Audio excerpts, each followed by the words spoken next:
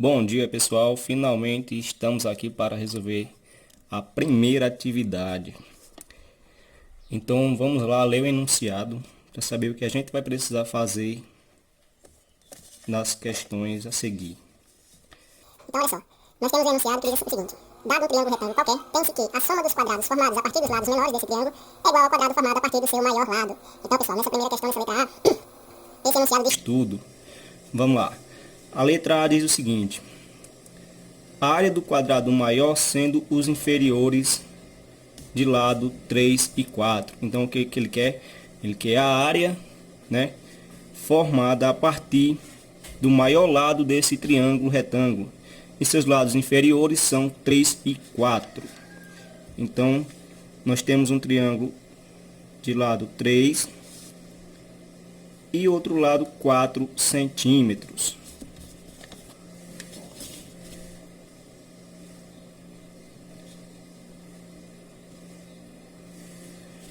Então, pessoal, para resolver essa questão, a gente poderia resolver de pelo menos duas formas. Como a gente sabe, existem N formas de chegar a um resultado, desde que o resultado seja o mesmo, né? Na matemática, a gente não tem duas respostas para uma mesma pergunta.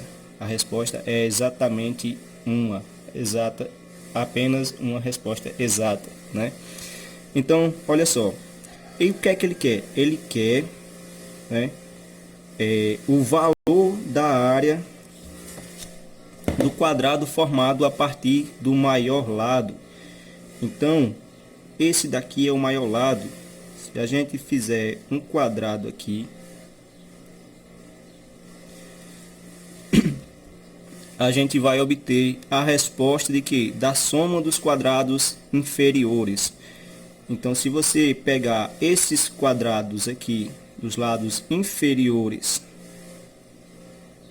e somar o valor da sua área, você vai encontrar o valor do quadrado maior, certo? Então, como eu disse, existe pelo menos duas formas, mas vamos à forma mais simples. Olha só, esse quadrado menor, ele tem um lado de 3 centímetros. Então, você sabe que para tirar a área de um quadrado, você multiplica um lado pelo outro, né? Ou seja,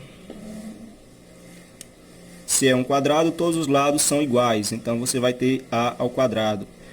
E o valor do primeiro quadrado é 3. Então, 3 vezes 3 é igual a 3 ao quadrado, que é igual a 9 centímetros quadrados. Da mesma forma, no segundo quadrado, você tem 4 vezes 4 é igual a 4 ao quadrado, que isso daqui também é igual a 16 centímetros quadrados. Então, vamos lá para o enunciado. O enunciado diz que, dado um triângulo retângulo qualquer, tem-se que a soma dos quadrados formados a partir dos lados menores desse triângulo é igual ao quadrado formado a partir do seu lado maior.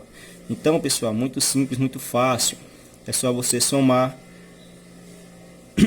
a área do quadrado menor e a área do outro quadrado menor. Você vai ter a área do quadrado formada a partir do maior lado desse triângulo retângulo. Ou seja, 9 mais 16 é igual a 25 centímetros quadrados.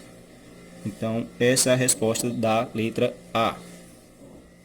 Continuando nossa resolução, vamos para a letra B, que diz o seguinte: usando a fórmula de Pitágoras, diga qual seria o diâmetro da circunferência formada, tendo como raio a medida do lado da hipotenusa. Então, gente, a gente ainda não viu bem o conteúdo de Pitágoras, mas eu já mostrei para vocês aí qual a fórmula de Pitágoras, que é o mesmo enunciado da questão anterior, que ele diz o seguinte: Pitágoras diz que a hipotenusa ao quadrado é igual à soma do quadrado dos catetos. Ou seja, ele usa a letra H para dizer que é a hipotenusa e as letras C para representar os catetos. Então ele diz que a hipotenusa ao quadrado é igual à soma do quadrado dos catetos, né? Quem é que é a hipotenusa, gente? É o lado maior do nosso triângulo retângulo e os catetos são os lados adjacentes ao ângulo de 90 graus. Então vamos lá. Vamos pegar as medidas da letra A, que são o quê? São 3 e 4, né? Então nós temos a nossa hipotenusa ao quadrado é igual a 3 ao quadrado mais 4 ao quadrado. Já temos a nossa resposta, né? Aqui, 3 ao quadrado são 9 e 4 ao quadrado são 16. Então, nós temos 9 mais 16. Nós temos que a nossa hipotenusa ao quadrado é igual a 25. Mas a gente não quer saber o valor da hipotenusa ao quadrado, quer saber simplesmente o valor da hipotenusa, ou seja, no maior lado do nosso triângulo retângulo, aquele lado que está oposto ao ângulo de 90 graus. Então o que é que a gente faz? A gente pega essa potência e transforma ela num radical, né? Ou seja, uma raiz quadrada, já que nosso expoente é o número 2. Então a nossa hipotenusa vai ser a raiz quadrada de 25, ou seja, 5 centímetros, tá? Mas a nossa questão está pedindo o quê? Está pedindo qual o diâmetro da circunferência, usando como raio a medida do lado da hipotenusa. Ou seja, essa medida ainda não é o nosso diâmetro, é a medida do raio que foi encontrado. E a gente sabe que diâmetro representado por D é o que? É 2 vezes o raio. Logo, o diâmetro vai ser 2 vezes 5 e o diâmetro vai ser igual a 10 centímetros. Certo, pessoal? Faço o entendimento de vocês. Eu fiz aqui uma demonstração desse triângulo retângulo, seu raio, e para facilitar o entendimento da letra C, eu vou demonstrar também a circunferência. Então, olha só, na letra B, a gente encontrou a medida do raio, que é igual à medida da hipotenusa. A gente tem nosso triângulo retângulo, de lados 3 e 4. E encontramos a nossa hipotenusa, que é a medida maior do nosso triângulo retângulo, também oposto ao ângulo de 90 graus, né, pessoal? Do nosso ângulo reto. Então, olha só, o diâmetro é 2 vezes essa medida. Então, observem que até aqui é o raio, no centro da nossa circunferência é o raio, e quando a gente faz uma linha transversal nessa circunferência, quando corta a origem dessa circunferência, a gente encontra o diâmetro. Ou seja, é 2 vezes o raio, certo? E o que é a circunferência? A circunferência, pessoal, nada mais é do que o círculo formado a partir desse raio, né? Então, observem que a gente tem aqui uma circunferência. Ficou claro aí pra vocês verem? É pra ficar uma circunferência, mas ficou meio oval aí, mas tudo bem. Então, na letra C, ele está pedindo o quê? Qual o comprimento dessa circunferência? Lá no livro de matemática, nós vimos que o comprimento da circunferência sobre o diâmetro dessa circunferência, né, é igual àquele númerozinho chamado π, certo? Então, olha só, como a gente quer o comprimento da circunferência, a gente pega esse diâmetro e passa para o outro lado. Então, vamos representar somente pelas suas iniciais. Comprimento da circunferência, vou representar só por C, né? Vai ser igual a π. O diâmetro que está aqui dividido pela circunferência, vou passar para o outro lado multiplicando, certo? Então vai ficar comprimento da circunferência é igual a π vezes D. Agora vamos aqui recapitular. Quem é D? D não é o diâmetro? E o diâmetro, a gente viu aqui, que é quem? É 2 vezes R, ou seja, 2R. Então, nós temos que o diâmetro é 2R.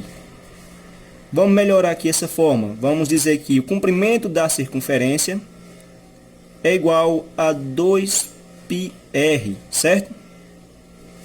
Então, agora a gente vai simplesmente colocar os valores substituindo essas iniciais de cada medida. Ou seja, o comprimento da circunferência é igual a 2 vezes π. Lembram que π é aproximadamente 3,14, certo? E o raio é quem? É 5. Então a gente tem que o comprimento da circunferência, certo? É igual a 2 vezes 3,14 vezes 5.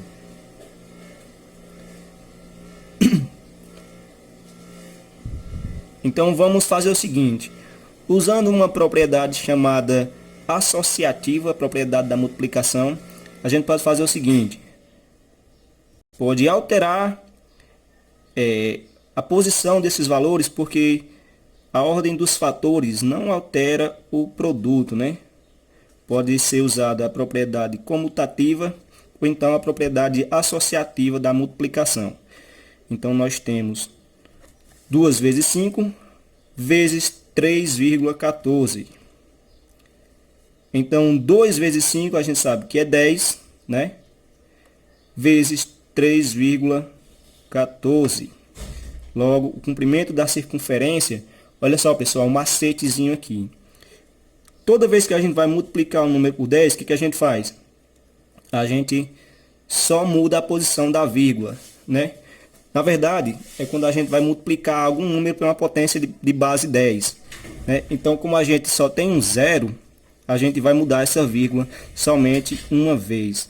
Ou seja, 10 vezes 3,14, a gente vai ter 31,4. Observem, mudamos a posição da vírgula apenas uma casa, porque a gente tem apenas um zero, ok? Então, o comprimento da nossa circunferência é 31,4 centímetros.